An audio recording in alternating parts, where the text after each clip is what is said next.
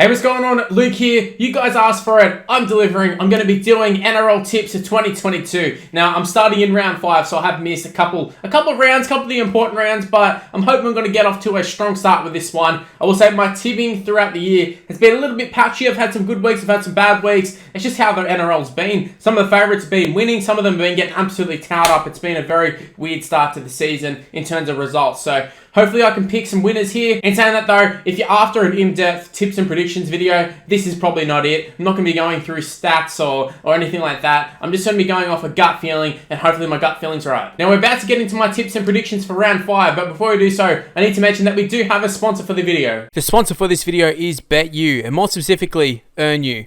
EarnU is a part of BetU, and it allows you to place bets on NRL, AFL, cricket, and all major sports risk-free. You can even place bets on esports such as FIFA and League of Legends. You can even watch the esports events, so it makes it a little bit easier to make those bets. This is all done through BetU tokens, and you can win money through the tokens, as all profits and bets are done through the tokens. Yes, I just said tokens a lot. To get the tokens, you need to deposit into your account, and that will give you points to play with, and then you can use those points to make the bets. 1,000 BetU tokens equals 10 points to make bets with, so you kind of get the gist there. You can make bets individually, or you can join in on the rounds that they do. They do rounds each week, and within those rounds, they also have leaderboards, so you can make money a fair few ways on this platform. Now, I have a referral code in the description below. You can go ahead and click on that, or you can just go ahead and chuck in Mr. Luke where it allows you. Basically, this just shows that you saw my video and you've come across my video, so it really does help me if you do use my referral code. Once again, thank you to BetU, and more importantly, EarnU, for coming on board the channel. Guys, please gamble responsibly. You also have to be 18 plus as well. I mean, it is gambling after all, so you have to be 18 plus.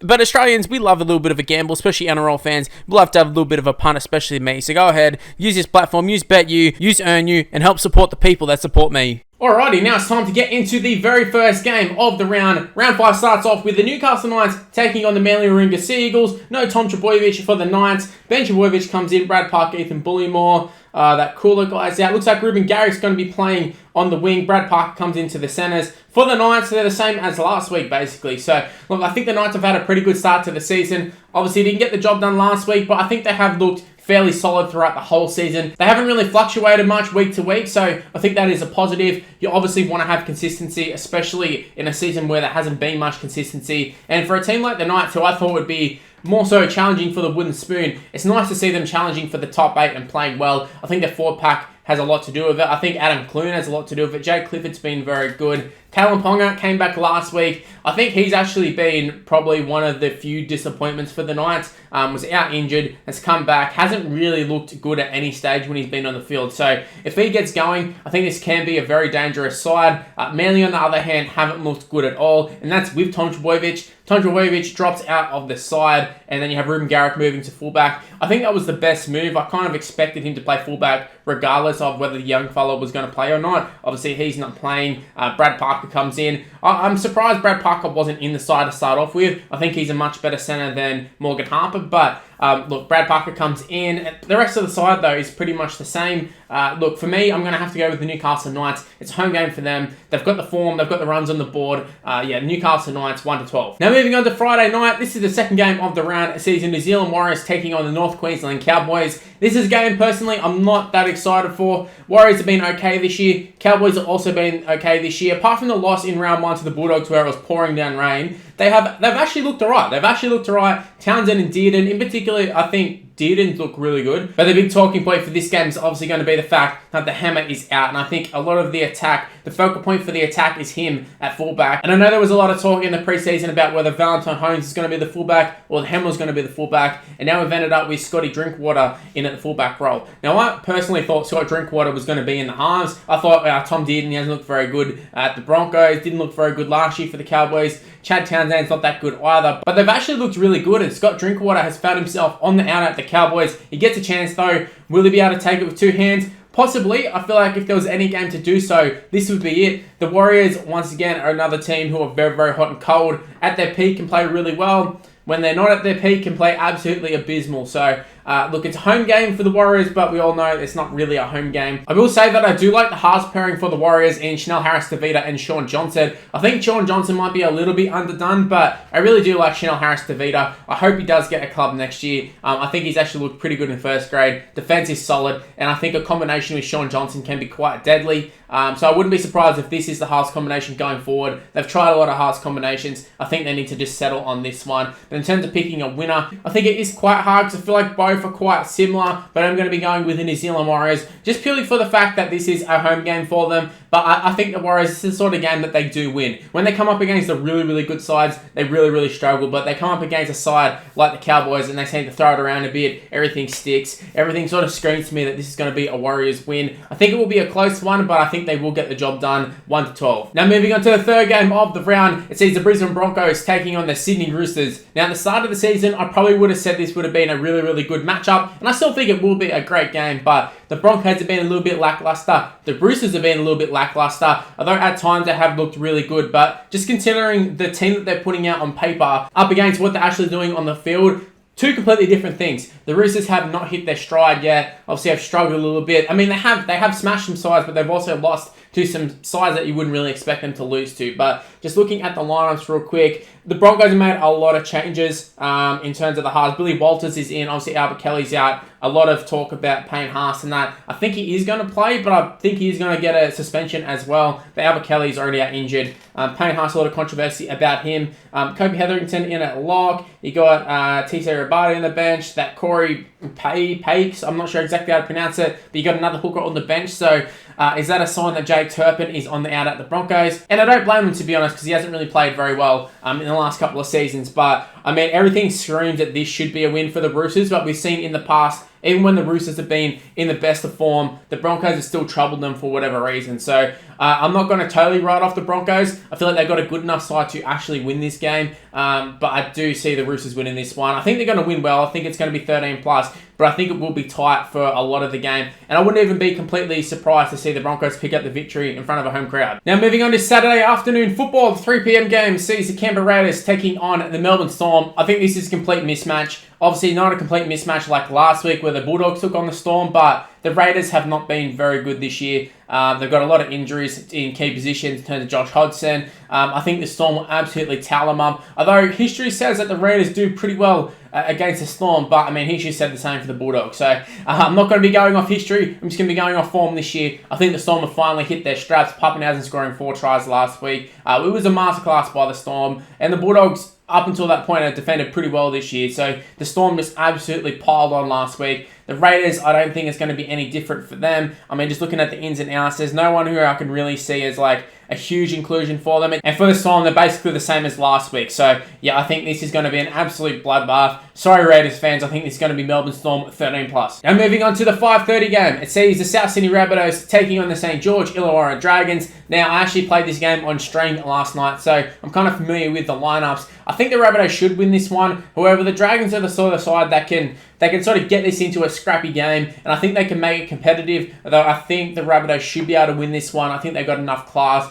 Is this going to be the game we see Cody Walker explode? Is this going to be the game we see Latrell Mitchell just absolutely annihilate the Dragons? Possibly. It possibly could. It also could be a game where the Rabbitohs get super frustrated and we see them go into their shell and the Dragons just hang around long enough to make it competitive and maybe even snatch a victory. So I think this is going to be an interesting game. I really don't like the changes the Dragons have made in the last couple of weeks. We saw in the trials, even the first couple of weeks, they looked very good in attack. And I think they really should have just kept rolling with that one. And I know Sloan wasn't setting the world on fire, but to chuck Moses Mbai at fullback, it does seem like a big, not necessarily a downgrade in terms of what they offer right now, but we know Moses Mbai is not going to be a long-term fullback. You have a guy like Sloan who could be. You had Matt Duffy last year.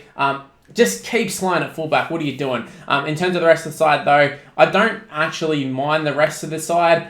Even in terms of Jack Bird playing in the halves, it's been a couple of years since he's played in the halves properly. Even his rookie year probably was when the last time he played. But in terms of him playing there, I do prefer him in the back row. But there's going to be worse halves combinations, that's for sure. Ben Hunt's still there doing his thing. I think the forward pack's fairly solid. But yeah, the Rabbitohs are just so much better. So with that in mind, I am going to be going the Rabbitohs. I'm going to go 13 plus. I think they're going to hang around, but I think the Rabbitohs might be able to blow them out of the park at some point. Now moving on to the last game of Super Saturday. It sees the Gold Coast Titans taking on the Parramatta Eels. Now this is another one that does seem like a bit of a mismatch. However, being on the Gold Coast and even the Eels themselves, we've seen in previous seasons that they can be hot and cold. We've seen them at their best. Mitchell Moses looks like literally the best halfback in the game, but at the worst too, they can get smashed by a team like the Titans. Titans are very streaky as well. Both sides are very streaky, I should say, but Eels obviously have a lot more consistency. That's why they've been making the top 4, making the top 8 every year, whereas the Titans have been struggling. But I think the Titans themselves have a lot of players who, if they get going, they can really, really trouble this Eels side. But I do think the Eels are going to win this one. I think it is going to be a pretty convincing win in the end. I think the Titans will probably beat themselves, if anything. I think they're going to make a lot of errors and all that sort of stuff. But yeah, I think the Eels, even on a bad day, I think they should be able to beat the Titans. I am going to go 13 plus because I think the Eels, once they get going, they will get going. I think they're going to be one of the better sides this year. I did tip them for the minor premiership. So far so good in terms of the Eels minor premiership. But look, the Titans, they could definitely surprise them. They could upset them, but I don't think so. So I'm going to be going Eels 13 plus. Now we move on to the last 2 games of the round. It is Sunday afternoon football. First game sees the Canelo Sharks taking on the West Tigers. Once again, another mismatch in my opinion. I think the Tigers did look a lot better last week. Actually, they didn't. Scoreline was quite flattering. It was a terrible game, let's be honest. They did get very close to winning, is probably more what I was trying to say. In saying that, though, they didn't actually score a try. So it does feel weird to say, oh, wow, great performance, Tigers. You nearly won, but you didn't even score a try. It took a last-minute error, but you still lost. And you still didn't score any tries. And the Tigers do find themselves in at last place, and I don't think it's a coincidence. They've looked absolutely dog shit throughout this whole season. Let me just take a look at lineups real quick if anybody is in that might make me change my opinion. Jock Madden, Luke Brooks in the half. Tigers to lose this one. It's not even about the Sharks, more about the Tigers. I mean, the Sharks looked really, really good. Nico Hines hitting his stride in the halves. I think that Matt Moylan's actually looked pretty good at 5'8". Will Kennedy's been very, very good. The rest of the side has just been good in general. Talakai been killing it in the centres. Him up against Gildart or James Roberts, whoever it is. If it's James Roberts, try score at Talakai. Talakai is going to give him a bloodbath, I'm telling you. The Sharks going to win this one 20 plus. Then we move on to the last game of the round, which I think is going to be another bloodbath. It's going to be the Kangaroo Bankstown Bulldogs, my team, up against the Penrith Panthers. In previous years, this has been a bloodbath. I don't see it being any different this year. Obviously, last week against the Storm, absolutely terrible. The attack is just non-existent. However, Kyle Flanagan returns. King Kyle, King of Belmore, he comes back into the side. Now, look, I'm actually excited to see him in the side. I think he complements Burton a lot better than what Averillo or Wakeham can ever dream of.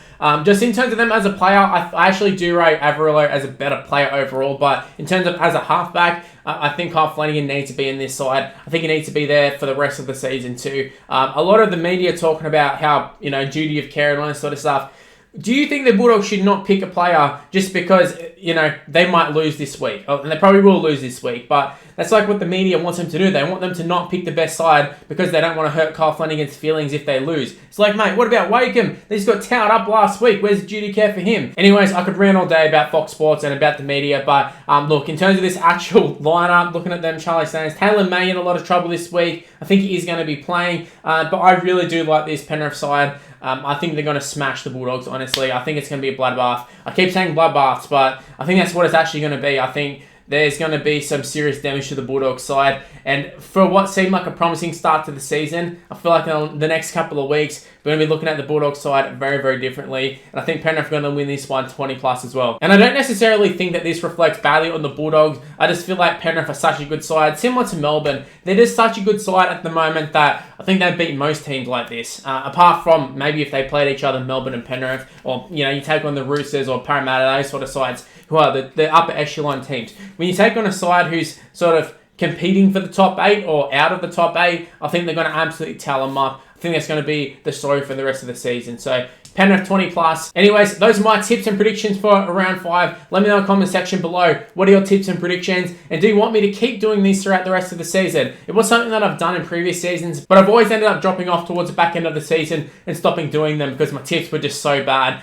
So let me know in the comment section below. Do you want to see me do tips and predictions videos? Anyways, I'm going to wrap things up here. Thanks for watching, guys. If you happen to enjoy it, make sure you go ahead and smash the like button. It is essential in terms of me continuing this and making the tips and predictions videos that you do leave leave a like on it. Subscribe to the channel if you're new around here as well. Use the notification bell and never miss any of my videos on my streams. Also, go ahead and give me a follow on social media. It's on the screen right now. It's Mr. Luke and YT for the most part. My Facebook's Mr. Luke, but everything else, including Snapchat, including TikTok, is Mr. Luke and YT. Give me a follow, give me an ad. Also, a special mention to the sponsor of this video. You saw the ad at the start of the video, but I do need to mention them again. Earn You. Thank you for coming on board the channel. I've seen they've been getting on a couple of the NRL and AFL content creators page, so it's good to see them on my one as well. So go ahead and support them. Use my code Mr. Luke, or click on the link that's in the description below. It will take you straight to the website, and you will use my referral code. It just sort of shows them that you are coming from my video rather than someone else's. So go ahead and use that one. Support the people who support me, and thank you for supporting this video. Thank you for watching, guys, and I'll see you for the next one. See yous!